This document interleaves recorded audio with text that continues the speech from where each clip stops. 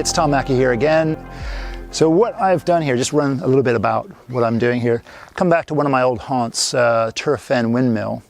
And I've probably spent the last 30 years photographing windmills to the point where I'm kind of tired of it now, but yeah, it's kind of nice coming back here occasionally.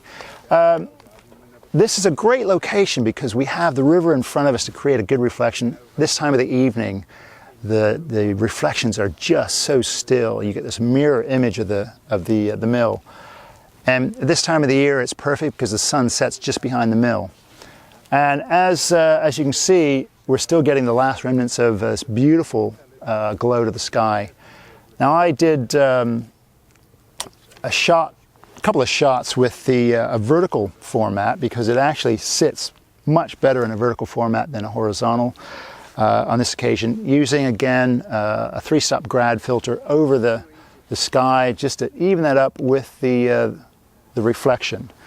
And then previously, as you'll see some of the other shots I did with a 14 to 24 mil lens, extreme wide angle in a horizontal position, getting panoramic of the whole sky, starting from this boat over here, you can probably just see out of shot, and panning right the way around here. And so hopefully that's going to stitch together really well, and you'll see that result at the end of this video. Okay, so a little bit about photographing a sunset. Primarily, you don't want to rush out when you see the sky lighting up, because by the time you get to your location, you're going to miss it. So the best thing to do is to pre-check the conditions with either something like an app like Skyfire, which worked a treat tonight, or your local forecast. I just keep an eye on the clouds. If it's going to be partly cloudy especially, that's a good sign. And it's got to be the right clouds. Like tonight, we had a very thin high cloud layer with a gap at the horizon line. That's a great indication that chances are you will get a good sunset. Now on photographing, okay, so you want to arrive about 45 minutes to a half an hour before, choose a location and set up and just wait. You don't have time to move around, just choose one spot. Just concentrate on one image for the night.